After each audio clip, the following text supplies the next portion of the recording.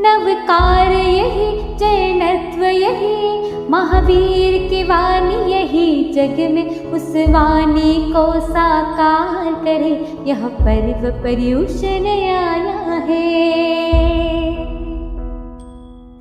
अब सबको हम माफ करे, सब हमको। हम सब, ये महापर्व पर्युषण शब्द कहता है, परि उपसर्ग उस धातु से अन्न प्रत्यय लगा करके बना है कि चारों ओर से अपने आप को सीमित करके जो अंतर, जो हमारे जन्मों जन्मों के कार्बन शरीर पर कर्म लगे हैं उसको दग्ध कर देना। परि उपसर्ग उस धातु से अन्न प्रत्यय लगा करके पर्युषण, चारों ओर से सीमित करके अपने जो कार्बन देह पर कर्म लगे हैं इसको दग्ध करना है, इसको जलाना है, इसको भस्मीभूत करना है।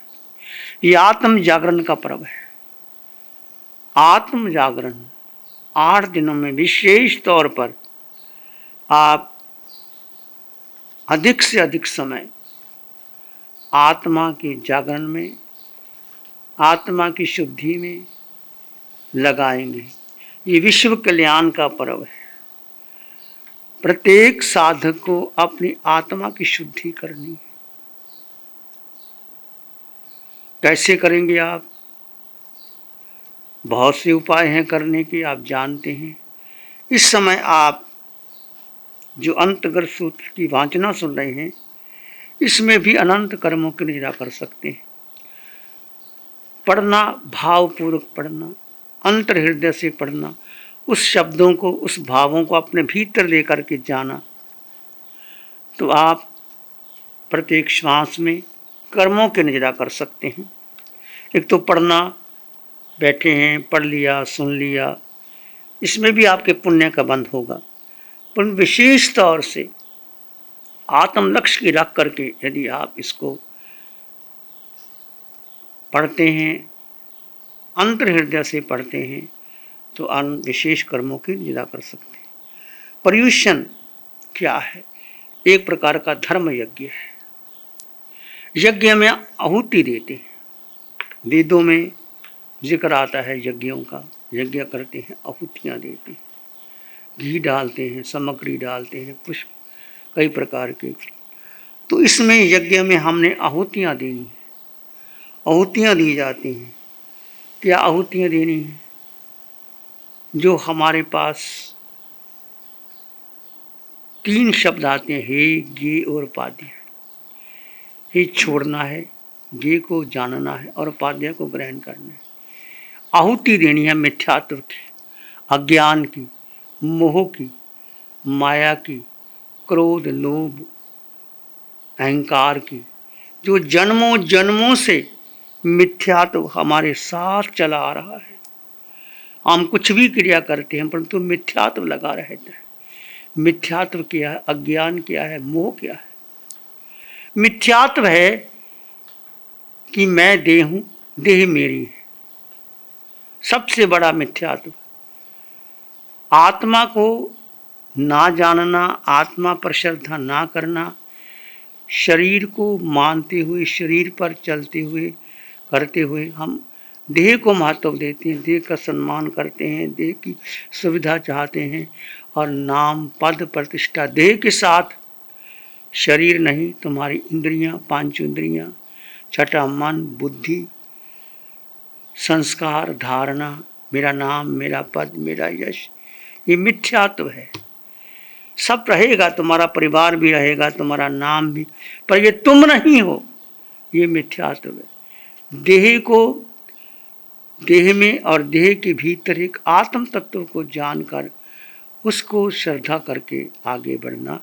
ये महापर्व पर्युषण में विशेष तौर से आपने मिथ्यात्व, जो जन्मों जन्मों का मिथ्यात्व हमें 4 गति 84 लाख जीवा योनियों में बांध रहा है, बढ़ रहे हैं।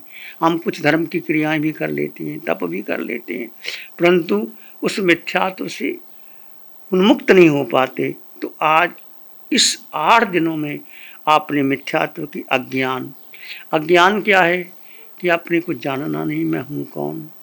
मोह, जन्मों जन्मों का मोह, देह के प्रति, परिवार के प्रति, पद प्रतिष्ठा के प्रति, ये मिथ्यात्व मोह और अज्ञान के कारण हम चार गति सभी भ्रमण कर रहे हैं। इसके साथ मोह आ गया, फिर राग द्वेष, फिर क्रोध मान माया लोभ, सारा ये बंधन है। चार गति 84 लाख जीवन का इस 8 दिनों में इसमें आपने आहुति देनी है, उसको जलाना है, इसको भस्मीभूत करना है। फिर जानना क्या है, हे ज्ञे, जानना है कि मैं हूं कौन, मेरा अस्तित्व क्या है, किस लिए मैं आया। आचार्यों का पहला सूत्र कि मनुष्य नहीं जानता पूर्व से आया, पश्चिम से आया, उत्तर से आया, दक्षिण से आया, कहाँ से आया, वो नहीं जानता। तीर्थंकर भगवान की वाणी से, सतगुरु के उपदेश से या स्वयं बोधि प्राप्त हो जाए तो वो जानता है कि मैं आत्मा था, आत्मा हूँ, आत्मा ही रहूँगा और चार गति 84 लाख जीव योनियों में भटक रहा हूँ। तो आपने 8 दिनों में जानना है 90 आत्माएं कैसे अपने आप को आत्मसात किया।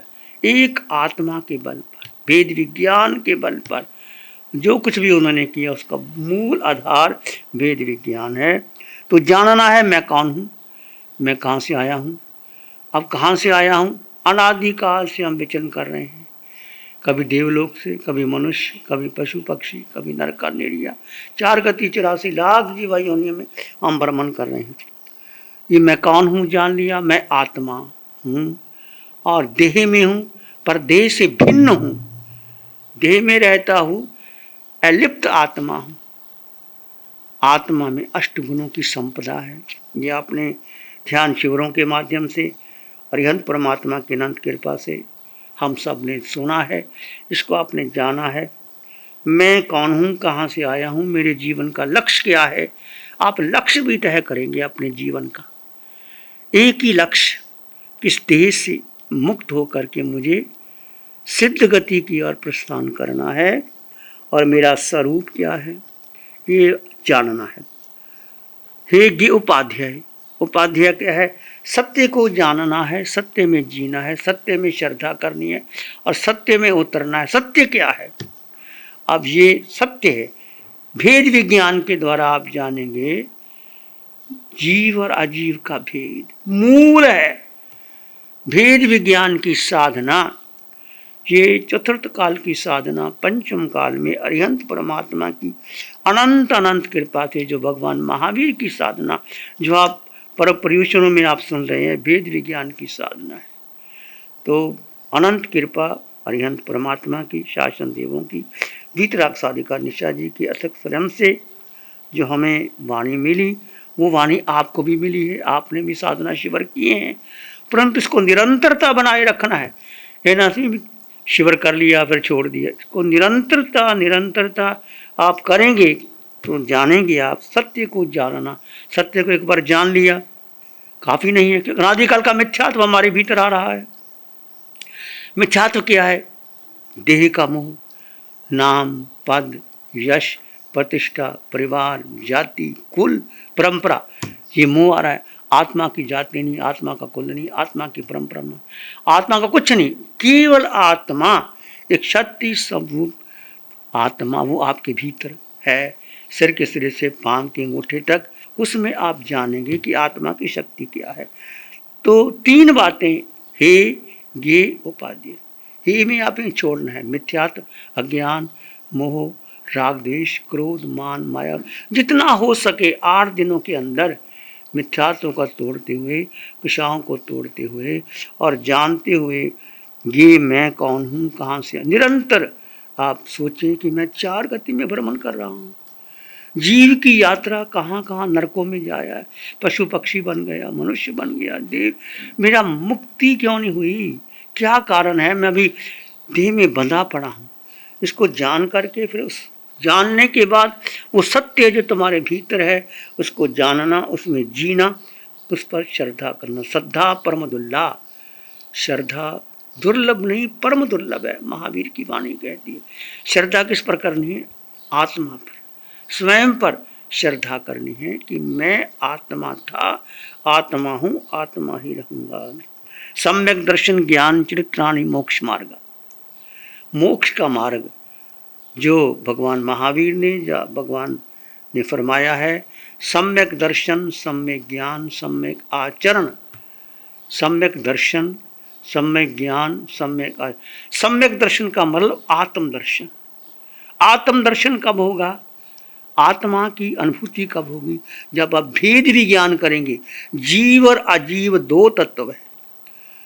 ये देह में जीव अनादिकाल से रह रहा है, गति, योनि, लिंग, कुल, परंपरा में रहता हुआ जीव अपने आप को मानता हुआ देह में, उसमें विभाव में पड़ करके संसार में परिभ्रमण कर रहा है।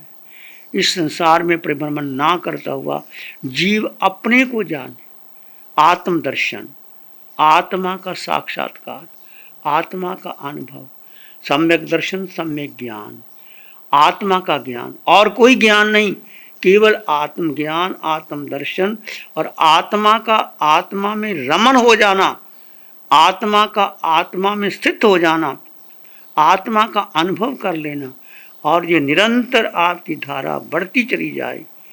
सम्यक दर्शन ज्ञान चरित्राणि मोक्ष मार्ग, इसी से ही मोक्ष का मार्ग है। ये कैसे बढ़ेगी? आपकी रुचि कहाँ है? आपने शास्त्र सुन लिया, आपने तप भी कर लिया, आपने ध्यान भी कर लिया, पर रुचि कहाँ है? यदि रुचि इसमें नहीं है, आप देखें 24 घंटे में हमारी रुचि कहाँ रहती है?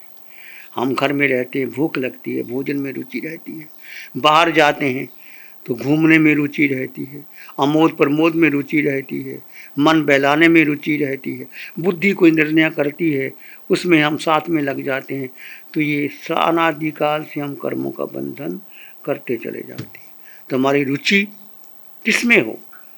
एक ही रुचि घर, परिवार, समाज, देश में इन 8 दिनों में विशेष तौर पर घर में घटना घटेंगी, परिवार में कुछ होगा, किसी का जन्म होगा, कोई किसी को रोग आ सकता है, किसी को कुछ हो सकता है, समाज में, देश में कुछ भी घटे, आप उसमें रुचि ना लें, मध्यस्थ भाव रखें जो कर सके। दूसरा, बहिर्मुखी जो हमारी इंद्रियां, हमारा मन, हमारी बुद्धि बाहर जा रही है, आंखें दृश्य देखती हैं, कान सुनते हैं, नासिका सुगंध लेती है, पांच इंद्रियां जो बाहर घुमा रही हैं, और बहिर्मुखी से अंतर्मुखी आए। अंतर्मुखी कैसे आएंगे?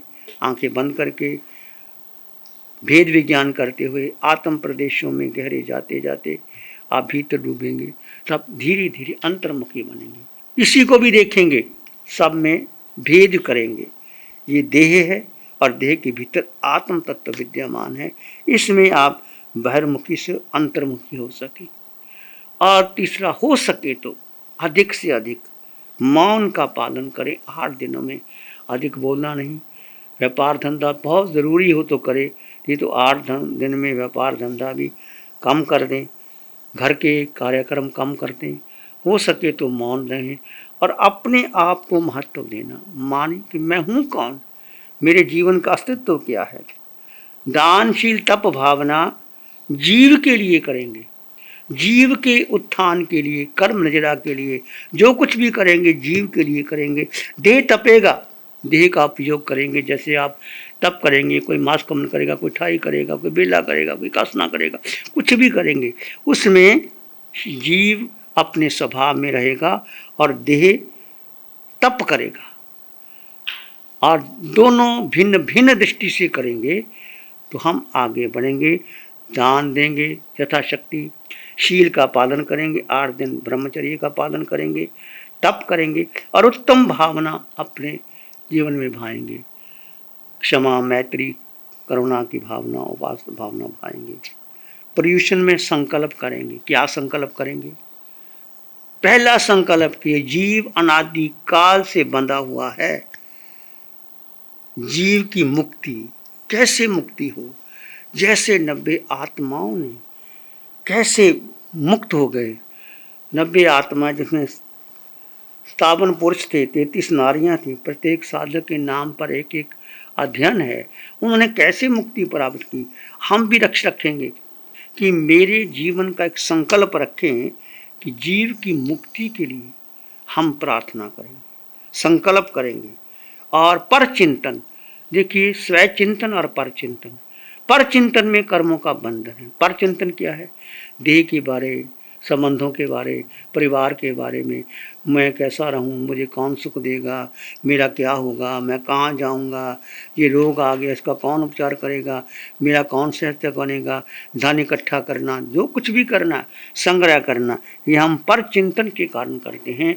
8 दिनों में कम से कम पर चिंतन का त्याग करेंगे। और पर चिंतन का त्याग निज में, निज को स्थित रहने का पुरुषार्थ करेंगे। इसके साथ साथ 4 चीज छोड़ेंगे, पर्युषण में संकल्प करेंगे, जीव की मुक्ति का संकल्प करेंगे कि मेरा जीव आत्मा मुक्त हो जाए। पर चिंतन का त्याग, निज में निज को स्थित करने का। कैसे करोगे? अधिक से अधिक आप ध्यान करें, जितना समय मिल पाए आपको।